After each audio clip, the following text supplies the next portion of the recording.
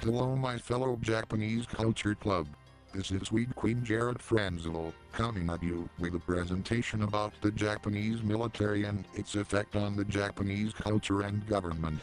The Japanese have one of the most diverse and interesting cultures out of any in the world, in my opinion, and a lot of it had to do with their military.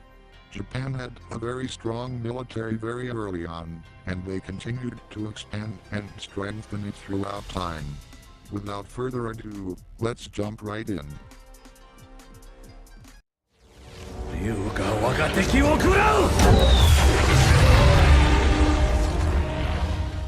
Archaeologists have found traces of Japanese warfare as far back as the Jomon period, which traces back to 10,000 to 300 BCE.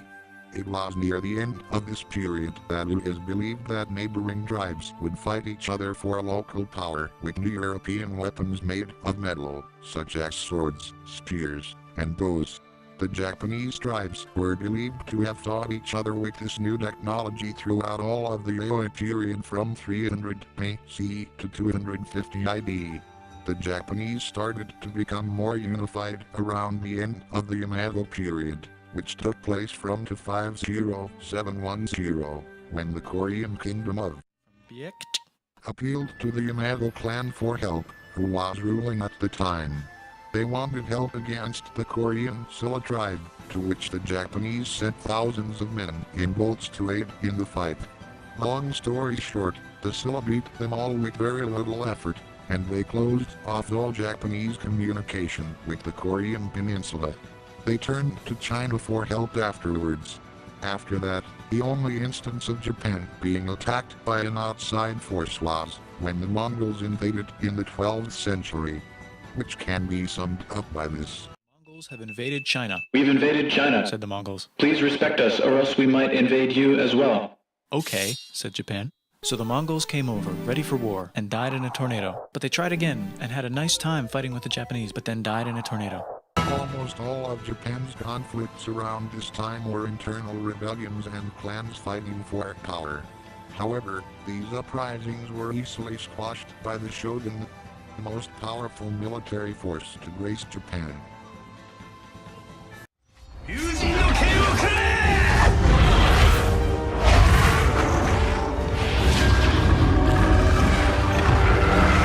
It was during the Kamakura period, which lasted from 1185 to 1333, that the Kamakura clan put in power the first shogunate.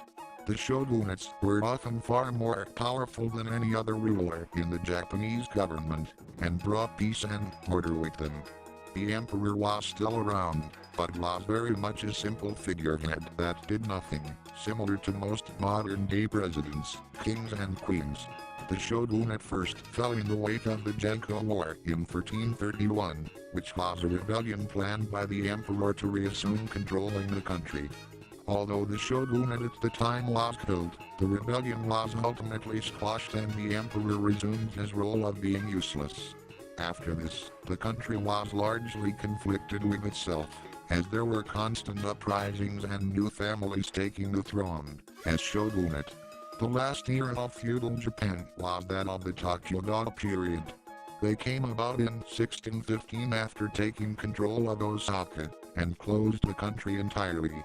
This is the only point in Japan's feudal history where the country was not at constant war with itself or others, and literacy, art and education increased a lot because of it. The only revolt during this time was the Menashi-Kunashi rebellion, which was crushed almost as soon as it began. However, Japan's now celebrated peace was about to come crashing to a halt, as a new entity had arose and had asserted its massive power across the globe. The United States of America.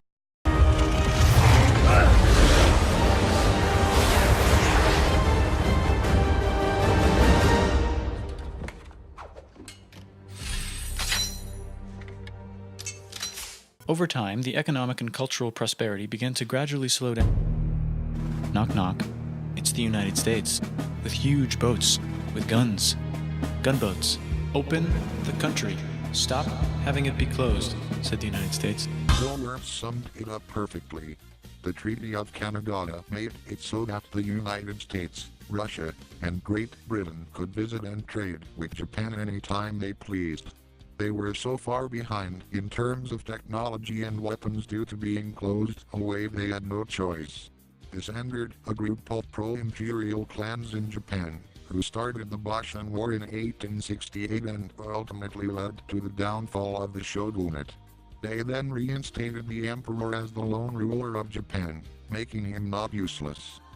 After the feudal period, Japan developed a more Western government style, and, in testing this newfound strength, conquered Korea and Manchuria, taking it from China. Then, after signing an alliance with Great Britain, they took on Russia in the Russo-Japanese War. This was when Japan truly proved themselves as a force to be reckoned with in the post-feudal world, as they had used Western weapons and military tactics to take on a huge global superpower.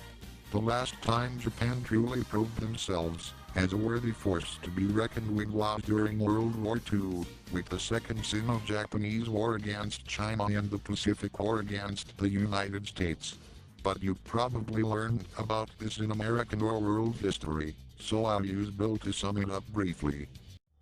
The Great Depression is bad, and Japan's economy is now crappy, but the military is doing just fine, and it invades Manchuria. In the League of Nations, it's like, no, don't do that. If you're in the League of Nations, you're not supposed to take over the world. And Japan said, how about I do anyway? But then Japan spits on them in Hawaii and challenges them to war, and they say yes. And then Germany, as a symbol of friendship, declares war on the United States also. So the United States goes to war in Europe, and they help the gang chase Germany back into Germany, and they also start chasing Japan back into Japan.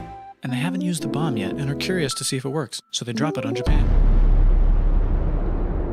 They actually drop 2.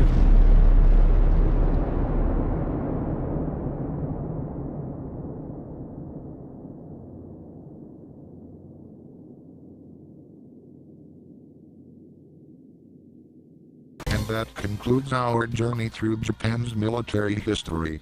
Today, while strong, the Japanese military is nowhere near as active or powerful as it once was, when they conquered entire countries and adapted to new and powerful technology. Thank you all so much for watching, and stay